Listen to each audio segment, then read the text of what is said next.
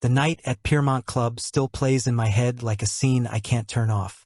It was the kind of venue people book when they want to impress clients or mark something significant. Polished marble floors, soft golden lighting that made everyone look just a little more elegant than they actually were, and a bar stocked with champagne labels you usually only see in magazines. It was our company's 10th anniversary. The entire staff and their partners were invited, which meant the ballroom was filled with that strange mix of corporate politeness and after-hours looseness. You could hear the laughter a little too loud at some tables, the overly enthusiastic compliments about someone's speech or outfit.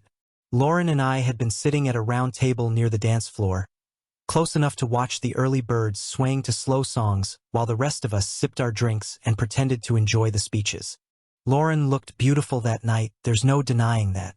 She had on a deep green dress I'd never seen before, the kind that caught the light just right when she moved. Her hair was pinned up in a way that exposed the back of her neck, and every time she laughed at something one of our tablemates said, I caught a whiff of the perfume she only wore for big occasions. We'd made small talk with the people around us, though I admit I'd checked out halfway through the CEO's long-winded toast and was focusing more on my second glass of wine than on corporate history. At some point between the dessert course and the next speech, Lauren leaned toward me and said she'd be right back. I assumed she was heading toward the restroom or maybe over to the bar to grab another drink before the line got too long. But instead, I watched her glide, across the floor in the direction of Cole, one of her colleagues from the marketing department. Cole was a tall guy, the kind who always had that just rolled out of bed look that somehow still worked for him. I'd seen him around at other events, always surrounded by people, always easy with his jokes.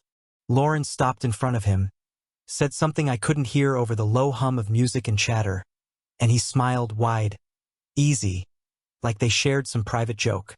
Then he stood, offered his hand, and before I could make sense of it, they were moving together toward the dance floor. The band had shifted into a slow number, the kind that doesn't require much more than swaying side to side, but it was the way they did it that stuck with me. His hand rested low on her back, not exactly inappropriate, but far from impersonal. Her head tilted just slightly toward his shoulder in that way I used to think was meant for me. They moved together easily, comfortably. Too comfortably. I tried to play it off in my head. It's just one dance. This is a company celebration, nothing more. Don't read into it. But I couldn't shake the image. That was when her clutch, sitting on the table beside my wine glass, lit up. I glanced down, thinking it might be something urgent. After all, she'd left her phone behind. The screen showed a message preview from a contact named Simply Cole, with 2 heart emojis and the words, Final Dance. Can't wait, red heart, red heart. I don't know how long I stared at it, but when I reached to silence the phone, my hand brushed against something inside the clutch. 2 plastic cards. I pulled them out just enough to see the hotel's name printed in silver along the top. They weren't for Piermont Club, they were for the Larkspur Hotel, less than a block away. Both cards had room access, printed in small lettering along the bottom. The band played on. People laughed. Glasses clinked. I sat there with that tiny piece of plastic burning in my hand like a warning I hadn't asked for. When Lauren came back, she was smiling, flushed from the dance floor. She slid into her chair as though nothing was unusual. I didn't mention the phone, didn't bring up the keycards. Not yet. I just watched her take a sip of champagne, watched the way her eyes darted toward Cole's table once before she looked back at me. Later, when I did ask, after the speeches had wrapped up and we were gathering our things, she made it sound absurd. Cole's helping with the event logistics, she said, slipping the keycards back into her clutch without a second thought. The dance was just for fun, and those keys, one was for a storage room, the other's a backup in case we need to grab decorations tomorrow. You're just tired. You've been working too much. Her tone was light, almost playful, as though I just made a silly misunderstanding that she could clear up with a smile and a pat on the arm. But there was something about the way she dismissed it so quickly, so neatly, that didn't sit right. The rest of the night passed in a blur. I remember standing with her in a small knot of coworkers, nodding along to some conversation I wasn't really part of, my mind replaying the same 2 images. The text with the heart emojis and her in Cole's arms, moving slowly under the warm amber lights. At one point, Cole caught my eye from across the room. He didn't smile. He didn't nod. He just looked at me for a second too long before turning back to the person beside him. When the music picked up again and more couples headed to the floor, Lauren glanced in that direction, then back at me, as though deciding whether to ask me to dance or to excuse herself again. I didn't give her the chance. I set my drink down, slipped my jacket on, and told her I was heading out. She looked surprised, even a little concerned, but I didn't stop walking. The air outside was cool, crisp in that way early spring evenings can be. I didn't hear her follow me, and I didn't look back. That dance, his arms around her, her leaning in like it was the most natural thing in the world, wasn't just careless. It was her last mistake. I walked out of Piermont Club and didn't return. On the drive home from Piermont, the city lights smeared into ribbons on the windshield, and every red light felt like a chance to reverse the night. I kept hearing the band, kept seeing his hand on her back, kept feeling the edge of that keycard against my palm as if it had cut me. I didn't say anything to Lauren beyond, "You good to Uber?" She said yes in a bright, steady voice, which somehow made me feel worse. At home, I sat on the couch with the TV on mute and watched the captions chase each other. The apartment looked exactly the same as it had when we left. A sweater tossed over the arm of a chair, the dog's toys scattered on the rug, the empty space on the coffee table where her wedding ring had been living temporarily, for weeks because of a manicure she never seemed to finish. That tiny circle of absence felt suddenly loud, like a missing tooth my tongue kept seeking. The next morning, she acted like the night had been a mild misunderstanding. She brought me coffee in one of our mugs and kissed the top of my head like nothing had happened. When I asked where her ring was, she smiled and said the jeweler had suggested a different setting and she didn't want to wear it until it was perfect. She said it as if I'd be excited for her. I nodded. I didn't believe a word. That's when the pattern started to unspool. Threads I'd seen but ignored because trusting her had always been easier than confronting her. Location services on her phone had been glitchy for months, she said. Some update had turned them off, and she kept forgetting to turn them back on. Whenever I'd try to share my ETA, hers would be grayed out, a little ghost of a dot that refused to land on a map. Harmless until it wasn't. Deadlines at the office, too. Overnight, entire projects required her to stay late or come in early. She'd text me at 9 p.m. to say, "Don't wait up," then roll in after midnight with a small apology and a bigger yawn. On the weekends, she developed an errand loop that never included me. Dry cleaning on the other side of town, returns at a boutique in the arts district, an outdoor Pilates pop-up that, when I looked it up, didn't seem to exist. Uber receipts kept landing in our shared email for rides to the same 3 blocks near the river, which happened to be where a certain boutique hotel hid behind a row of sycamores. The kitchen told stories, too. Twice I came home to 2 lipstick smudges on 2 separate wine glasses drying beside the sink. The first time, Lauren said her sister Hannah had stopped by. Funny how Hannah didn't text me like she always did when she was in our neighborhood. The second time, it was a neighbor whose name she couldn't remember. The cork in the trash was from a bottle we'd been saving for our anniversary. She called it a celebration for finishing a campaign. I called it a theft under my breath and washed the evidence anyway. Her phone, the code changed. She'd always used a simple pattern I knew by muscle memory, the way you know where the light switch is in your own house. One day I picked it up to set a timer while she cooked, and the screen blinked, "Try again." She laughed, plucked it from my hand, and said, "Work policy." IT's tightening everything. Work chats started lighting up at 3 in the morning with little dings she pretended to sleep through. I watched her breathe evenly while the room pulsed faint blue every few minutes like a lighthouse signaling ships I couldn't see. Cash withdrawals began appearing on our statements, neat increments labeled coworker gifts, in her budgeting app. She'd been the queen of shared spreadsheets, the priestess of round-up savings. Suddenly she liked envelopes of cash. Our calendar, once a living document we both edited, grew hedge maze blocks titled Hold that excluded me by default.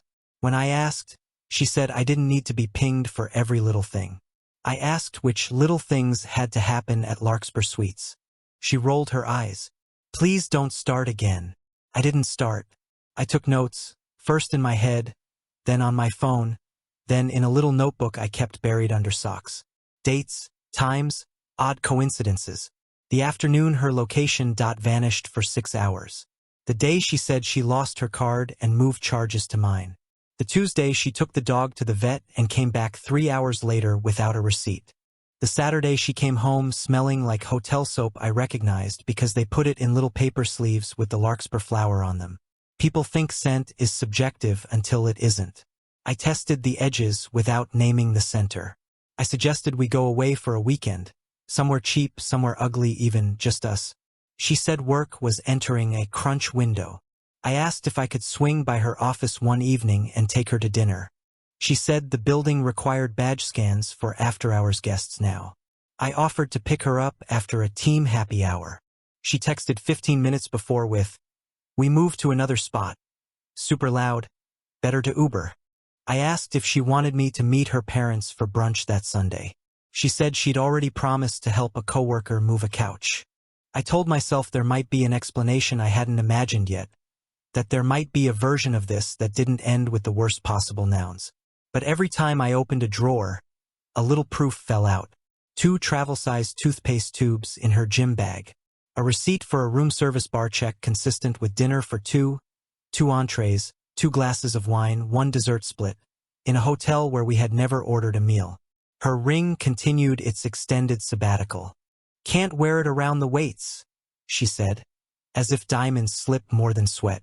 One night, after she fell asleep on the couch, her phone vibrated with an alert from the smart lock at our building. Entry granted. Unit 514. 2 consecutive entries, 1 minute apart. We live in 514. I checked the timestamp. It matched her Uber drop-off from the same hotel-adjacent intersection. I stared at the ceiling and listened to the soft hum of the fridge and wondered when my home had become a spreadsheet I needed to reconcile. I did what you do when you want to be wrong. I asked open-ended questions. I softened my voice. I tried to meet her where she was. I said I missed her. I suggested therapy, couples, individual, any configuration. She said I was catastrophizing, that I was making a story out of coincidences because of the dance and my fatigue. She said we could talk after this crunch window passed. The window kept extending like a runway that never produced a plane. Then came the taxi to the boutique hotel on a Sunday morning. Not a night out. Not a team event. A Sunday, 10:14 a.m. Receipt in our email, pick up from our block, drop off 3 streets from the Larkspur side entrance. She came home hours later with a new lock code on her phone and a bag of groceries that somehow didn't fill the fridge. When I hugged her, her shoulders tightened in that brief, involuntary way people tense when they've trained themselves to be elsewhere. I kept hearing Hannah's voice in my head from months back, a casual warning disguised as a joke. Lauren's calendar is a country with border control. At the time, I'd laughed. Now I understood the customs agent was me. Kept in the line, told to remove my belt, watched while others breezed through with a nod. The pattern wasn't a collage of coincidences anymore. It was a corridor built to usher me out without a scene. By the time the week ended, the story I'd been avoiding had written itself in the margins. A wife who disabled the very tools we used to stay connected, who created closed loops of time and money I couldn't enter, who replaced shared rhythms with coded blocks and cash envelopes and hotel soap. It didn't feel like a drift. Felt like a plan. And plans, I'd learn, leave footprints even when they swear they're floating. It happened on a Wednesday evening, almost by accident. I wasn't even trying to find anything, just using the family iPad to check an email. I noticed the Photos app syncing in the corner, a little spinning while pulling data from Lauren's phone backup. I tapped without thinking. The first thing I saw was an e-receipt for a late-night check-in at Larkspur Suites. The timestamp matched a night she'd sworn she was working on revisions until past midnight. Another tap brought up the smart lock logs from the hotel's app. 2 consecutive entries into the same room within 1 minute of each other. I didn't have to guess who the other entry belonged to. There were more receipts, all clustered on nights she'd claimed she was meeting with the creative team or grabbing drinks with the girls. Each bill told a little story. 2 dinner entrees, 2 glasses of wine, desserts to share. Always for two. The map in the rideshare history was another thread. Office to Larkspur. Larkspur to office. Sometimes with a bar stop in between, the charges consistent with the exact drink order she favored, Pinot Noir for her and old-fashioned for him. Then I opened a folder labeled Events. Inside were photos I'd never seen. Lauren in that green dress from Piermont, standing in the dim light of a hotel room, her bare shoulder framed in the glow from the window. Cole was there two in one, smiling, a hand on her hip. The shortest file was a video. Shaky at first, then steady, the two of them near the window, arms looped around each other. Not dancing this time, just holding on, swaying slightly, like they had nowhere else to be. In the documents folder, I found something colder. An encrypted zip that the iPad previewed just enough to show file names. Lease underscore draft. Join ACCT move. XLSX. Dog underscore registration underscore. Budget underscore out underscore V3. I guessed at the passwords, her old cat's name worked. The files laid it out with no romantic pretense. A plan to rent an apartment on the outskirts, transfer a chunk from our joint savings into her personal account, re-register our dog under her maiden name, and route certain expenses through Cole's card to keep them invisible to me. It wasn't suggestion anymore. It was fact. I sat there for a long time, the blue light from the iPad spilling onto my hands. My first instinct was to throw it across the room, but I didn't. I took **TS. I airdropped files to my laptop. I emailed copies to a secure account I'd set up months ago, just in case, and never thought I'd use. I told myself to breathe. Every tap, every drag of a file felt like moving sandbags before a flood. I didn't want to lose my grip and get swept under whatever came next. It was strange, the way my mind shifted from emotional to procedural. I thought about legal admissibility, metadata, chain of custody. I knew enough to understand that anger wouldn't help me in court, but clean, time-stamped records would. I checked each file's created and modified dates, took **TS of those two, stored them in triplicate. I wasn't shaking. Not then. The shaking came later, after the last upload finished and I set the iPad down, face down like it could see me back. When Lauren came home that night, she was carrying takeout from our favorite Thai place. She kicked off her heels, set the bags on the counter, and kissed me on the cheek like it was any other weeknight. Her phone buzzed in her bag. She didn't reach for it right away. I did not mention the iPad. I did not mention Larkspur Sweets. I asked how her day was, nodded in the right places, poured her wine from the bottle she liked. We ate quietly, the clink of utensils louder than it should have been. That night, while she showered, I opened my laptop and copied the files again. This time to an encrypted thumb drive I locked in the bottom drawer of my desk. I emailed my attorney's office and asked for a meeting regarding separation and asset protection. I didn't say her name. I didn't need to. By the time I went to bed, I knew the trajectory had shifted. I wasn't looking for reassurance anymore. I wasn't asking her to choose. The choice had already been made, documented in PDFs and reservation confirmations. I was simply collecting the pieces so that when the time came, the story would be told without me having to say a word. And as I lay there, listening to her breathe evenly beside me, I realized something cold but certain. The woman in those photos, the one leaning into Cole in the hotel window's light, wasn't my wife. Not anymore. Once I had the files secured, the next steps felt almost mechanical. I'd never thought about leaving Lauren before Piermont. Never rehearsed it in my head, but now that the moment had arrived, the plan seemed to write itself. It started with one clear rule: no confrontation until every safeguard was in place. I booked an appointment with the attorney 2 days later. The receptionist recognized my name from the email and didn't ask why I wanted to come in so quickly.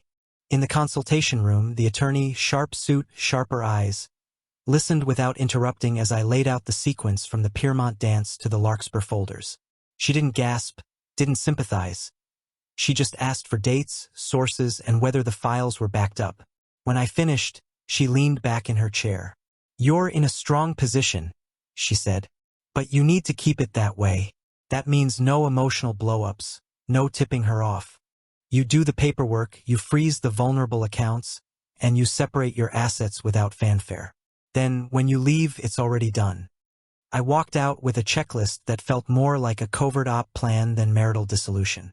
First, freeze joint credit cards. I called the bank from my office the next morning, confirmed my identity 3 different ways, and requested that all charges require dual authorization. That same afternoon, I opened a new checking account at a smaller bank, transferring exactly half of our joint savings, my legal share down to the penny. Second, enable transaction alerts on everything in my name. If she tried to run a card I'd forgotten, I'd know before the receipt printed. Third, secure my documents. I rented a safe deposit box at the same small bank and loaded it with my passport, birth certificate, tax records, and the encrypted thumb drive of her Larkspur files. Fourth, secure myself physically. I signed a month-to-month lease on a small furnished studio 3 miles from our apartment. No lease overlap, no forwarding address listed yet. It was just a space with a bed, a desk, and a lock that only I had the key for. I did all of this quietly. At home, I kept my rhythm exactly as before. Same morning coffee routine, same polite, "How was your day?" At dinner, same light touch on her back as I passed her in the kitchen. It wasn't performance so much as camouflage. The night before I left, I placed my wedding ring on the piano lid in the living room, right where the sunlight would hit it in the morning. The keys to our apartment I hung on the little hook by the door where we always kept them. That morning, I didn't pack a suitcase in front of her. I'd moved the essentials in small batches over several days. A couple of shirts in my gym bag, my laptop for work, toiletries under the excuse of clearing space in the bathroom cabinet. By the time she woke up, I could walk out the door with nothing more than my backpack and never have to return for anything critical. I didn't leave a note. I didn't send a text. The absence would explain itself. By noon, I was sitting in the studio's single armchair, the ring of my phone loud in the bare space. Her messages started casual. "Hey, where'd you go? Thought you were working from home today." Then came the slightly irritated ones. "Not cool to just disappear. Call me." By evening, they shifted into accusation. "You're being childish. We need to talk." When I didn't respond, they softened into apology. "I'm worried. Please just tell me you're okay." Then came the long, pleading paragraphs about misunderstandings and starting fresh. Each new alert felt like a stone thrown at a locked door. I read them all. I answered none. That weekend, I met with the attorney again to sign the initial separation filing. My copies of the documents went into the safe deposit box along with the new account information. She advised me to wait before serving papers. Time, she said, can be a strategic asset. From the safety of the studio, I could finally think without the constant static of her presence. I could map out the timeline from first suspicion to final proof, note which expenses were hers and which were shared, build a list of witnesses who could verify travel or spending patterns. It was methodical work, strangely calming. When Lauren's texts slowed to one every other day, I knew she'd reached the phase of telling herself a story in which I was overreacting, in which she could still talk her way back into control. But the silence wasn't a tactic for me, it was the final cut. Some nights, I'd walk past our old block, look up at the apartment windows, and see the light on in what had been our bedroom. I didn't picture her in there. I didn't picture Cole either. I just saw the space, the way you see a former workplace from the street. Familiar but no longer yours, holding none of your weight.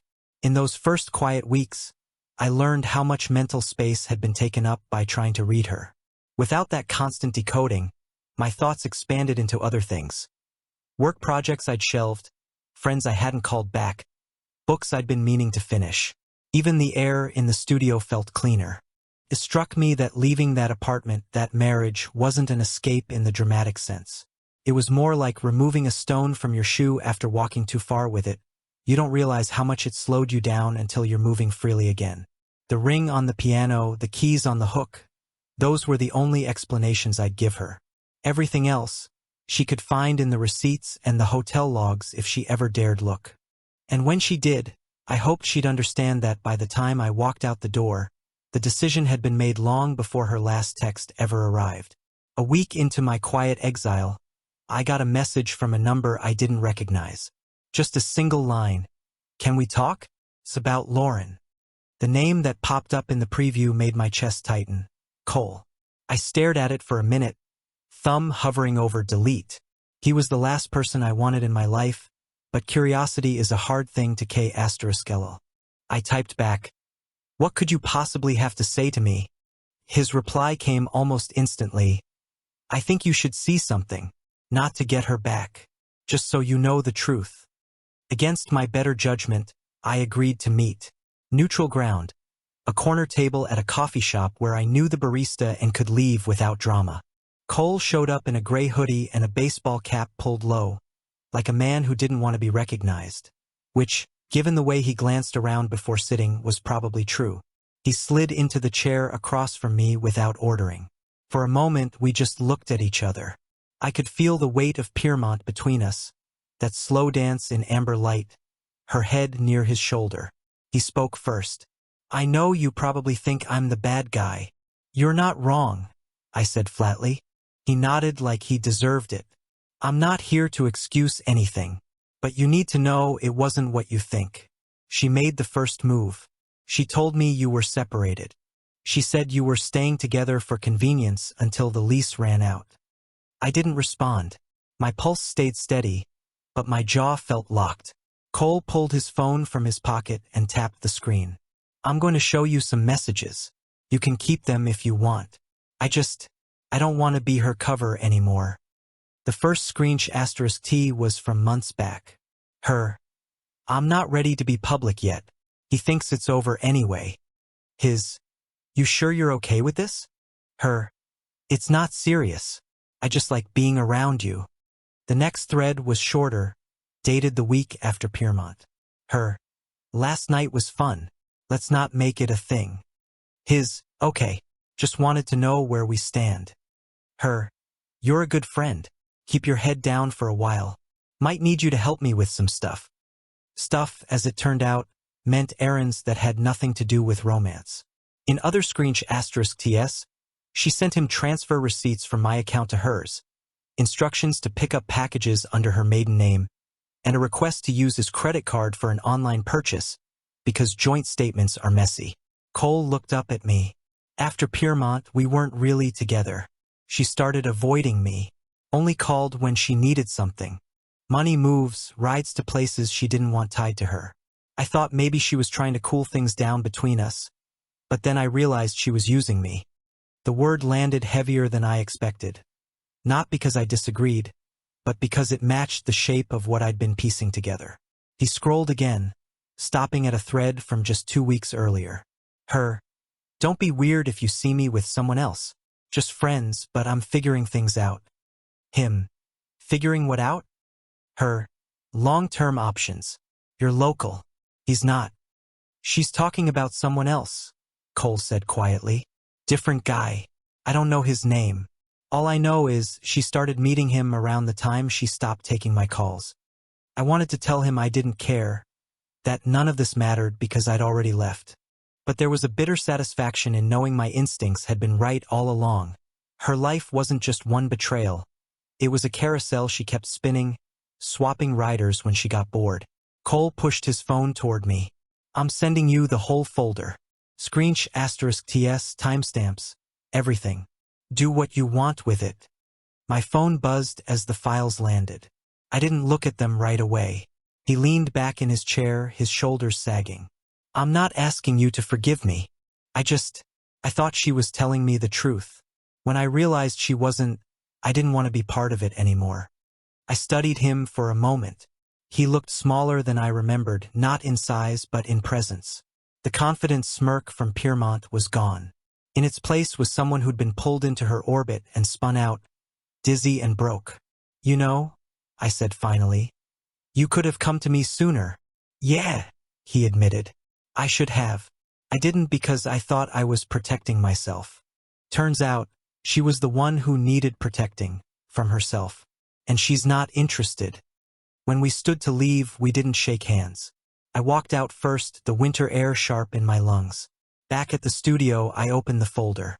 The volume of messages was staggering, not just to him but to others. The third man he'd mentioned appeared in a half-dozen references. She described him as a fresh start and someone worth relocating for. In one, she asked Cole to keep her schedule clear on certain weekends so she could test the waters. If betrayal had layers, this was bedrock. Cole hadn't been the story, he'd been a placeholder. I spent the next hour organizing the new evidence alongside what I'd already collected. The pattern became even clearer. Lauren had been running parallel tracks, using Cole to mask financial moves, grooming another man as a potential escape hatch, and keeping me in the dark just long enough to lock down her exit strategy. For the first time since Piermont, I felt something close to calm. The chaos was still there, but the shape of it was complete. No more guessing, no more half-pictures. When I shut my laptop that night, I knew I'd never respond to her messages again. Not out of spite, but because there was nothing left to ask. She'd already answered everything in her own words, to the wrong person. And thanks to him, I had it all in writing.